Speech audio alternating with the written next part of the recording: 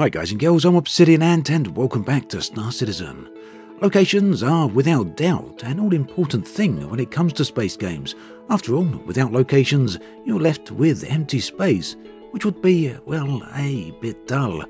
Fortunately for Star Citizen then, CIG have been releasing new locations for the game, albeit not necessarily at a blindingly rapid pace.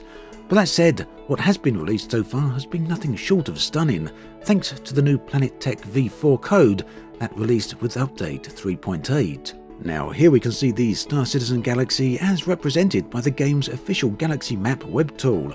Dozens of star systems vie for your attention, and it's difficult to deny the map is extremely well realised visually.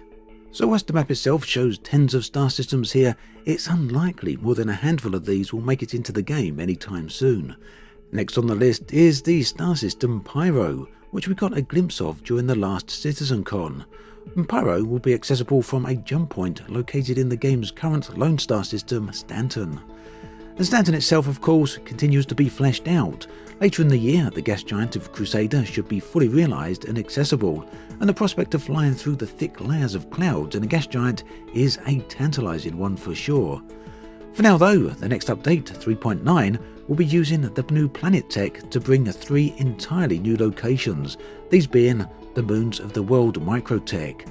Somewhat surprisingly perhaps, these 3 moons have been designed and built by a 2-man team, with VFX and other assets being provided for by other teams. It really is an impressive task. The new moons are essentially the first moons in Star Citizen to be fully designed from the ground up using the new V4 tech. And whilst all the planets in the game are now fully V4 realised, each of them at various stages in the past had elements of older planetary tech.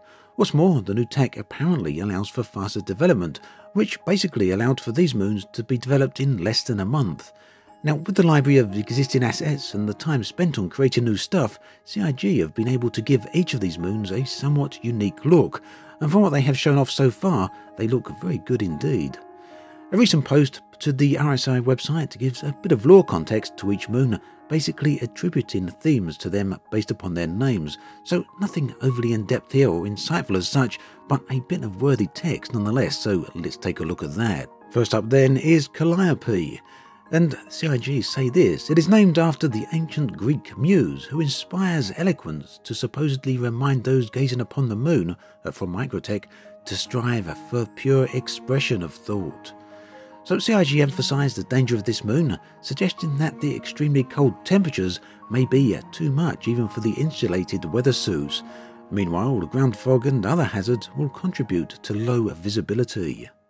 The next moon is Cleo. Cleo, Stanton 4b, is the largest microTech moon, named after the ancient Greek muse of history.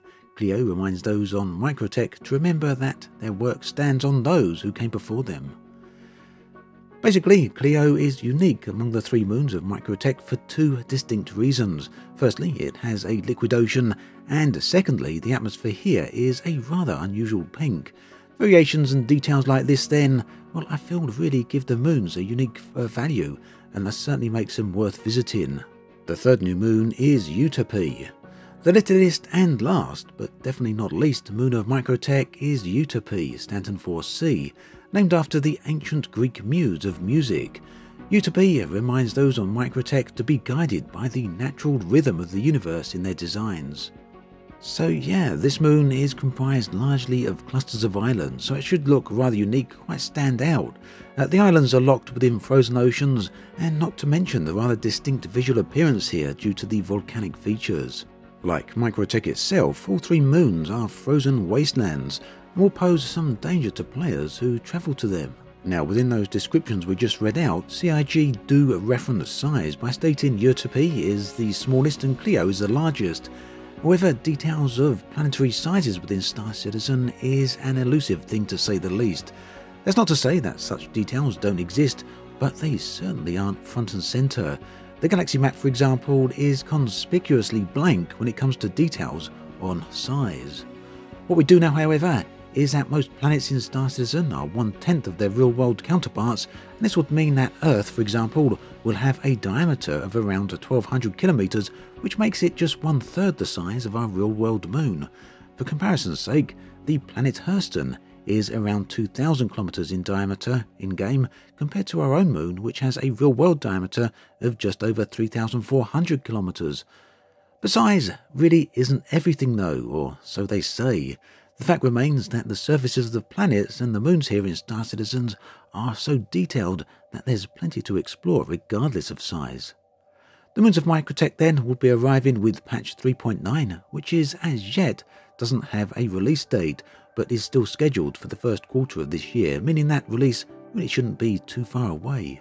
And talking of releases, patch 3.8.2 has just gone to the live servers, putting the new ship, the Carrack, into players' hands at long last. Meanwhile, CIG released another batch of interesting player stats for Star Citizen, this time focusing on mining. All the important details can be seen in this official image right here. Now, CIG state that all the data was taken between the 21st of December 2019 and the 3rd of February 2020, during which time over 250,000 hours were spent aboard mining ships and over 33,000 hours were spent mining. Now, further stats showed the breakdown of ship and mining tool usage, along with the number of rocks that were broken and the overall mining efficiency. So it's an image that's certainly worth looking at. There's a lot of information there. Also, thanks to these stats, it's possible to do a breakdown on player numbers. Now, CIG collected this data over the period of 44 days, which equates to 1,056 hours. During those 44 days, players collectively spent 252,994 hours on mining ships, and this means that approximately 240 players per hour were on the mining ships on average during that period. Also, during that 44-day period, 33,486 hours were collectively spent mining, and this breaks down to 32 players per hour on average mining.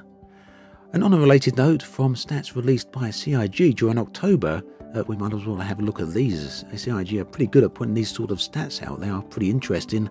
And from those, it's possible to deduce that on average, Star Citizen had 1,300 concurrent players per hour between January and October of 2019. The details for all of this can be found linked in the video description below. That then brings us to an end of this video. As always, thanks for watching, and I'll catch you guys and girls next time.